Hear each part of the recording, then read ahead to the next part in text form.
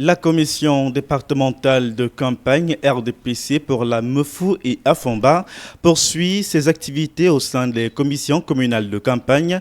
Ce jeudi 2 octobre, la commission, chapeautée par le ministre Luc Magloin-Barga Tongana, était dans l'arrondissement de Nkola-Famba, en particulier en Kouaban.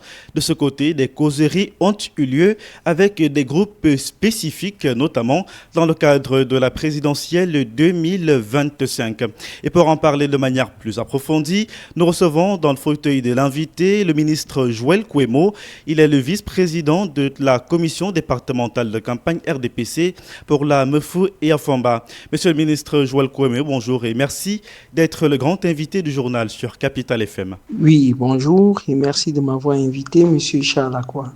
Alors, on en a parlé dans notre journal hier jeudi. Vous avez participé aux causeries en Kouaban avec les communautés et groupes spécifiques aux côtés de la commission départementale de campagne RDPC, où vous êtes d'ailleurs vice-président. Quel était l'objectif principal de ces échanges? Disons, l'objectif de ces consultations d'hier était d'associer tout le monde, c'est-à-dire l'expression du vivre ensemble devait être reflétée durant la campagne. Nous ne devons plus la faire seuls en tant qu'équipe départementale. Associer les communautés vivant dans le département pour qu'elles s'investissent afin que la victoire soit l'une des plus écrasantes de la République. Alors, pendant votre prise de parole à l'endroit des communautés vivant en Nkola-Famba, vous avez rappelé l'importance de rester unis malgré les divergences internes. Comment cette unité se traduit-elle concrètement dans la mobilisation et la vie politique locale? Disons, dans la mobilisation politique, vous avez certainement remarqué que toutes les communautés vivant sur le territoire de Nkola-Famba étaient représentées. Celle du Grand Nord, celle de l'Ouest, celle des anglophones et d'autres tribus. Rien n'était épargné afin que tout le monde participe à cette élection, se sente impliqué et sache pourquoi il est en train de voter parce qu'il s'agit de l'avenir de chacun individuellement.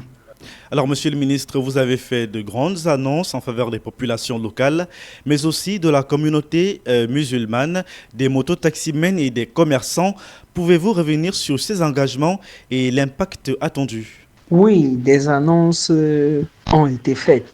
Les populations, elles doivent savoir pourquoi est-ce qu'elles s'investissent. Le septennat des grandes espérances, il s'agit de quoi? Dans le septennat passé, nous avons eu à ériger un joyau architectural comme église. Il faudrait de l'équité parce que le Cameroun est un pays laïque. Nous avons donc annoncé d'ici 2030 la construction de la mosquée centrale de Nkola-Famba pour les communautés musulmanes, qu'elles sachent qu'elles sont chez elles en Nkola-Famba. De deux, les mototaximans, la communauté de l'Ouest qui sont essentiellement commerçantes, il faut les aider, les booster à pouvoir recapitaliser pour mieux s'investir dans leur profession. Nous avons donc annoncé l'ouverture d'une microfinance pour permettre à ce que les projets maturés puissent trouver financement très rapidement parce que tout ne peut pas se faire à partir du pouvoir central. Il faut décentraliser les efforts et c'est ce que nous sommes en train de faire justement dans l'arrondissement de Nkola-Famba.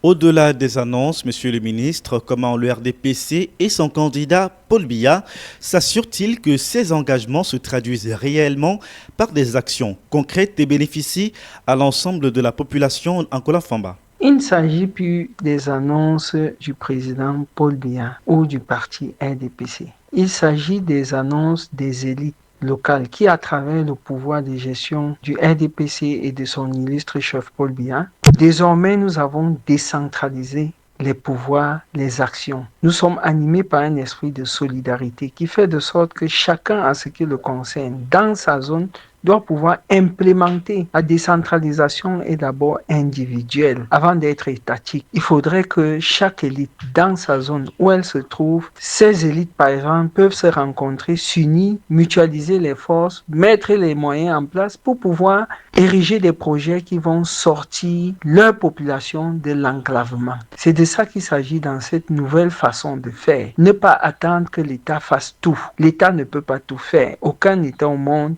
Il y a des chômeurs aux États-Unis. Il y a des chômeurs en France. Il n'y a pas de chômage, pas seulement au Cameroun, ça existe partout. Donc l'idée, aujourd'hui, la nouvelle dynamique voudrait que les élites s'unissent, mutualisent les efforts, décentralisent ces efforts afin de résoudre de manière profonde et substantielle le problème de la jeunesse, qui est celui de l'emploi. Monsieur le ministre Joël Kouemo, vice-président de la commission départementale de campagne RDPC dans la Mefouille à Famba, merci d'avoir accepté de répondre à nos préoccupations sur Capital FM. Soyez-en rassurés. Tout ce que nous avons annoncé durant cette campagne sera réalisé. C'est moi qui vous remercie, Charles Lacroix, de m'avoir invité. Merci.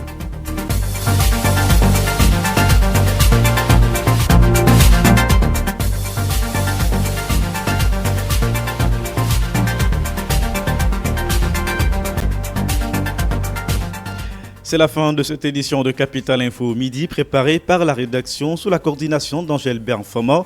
Édition réalisée par Jaël Isodio, à la mise en onde de Paulin Aounan, à la webdiffusion Alexion Vando, à la supervision générale Jean-Jacques Zeu.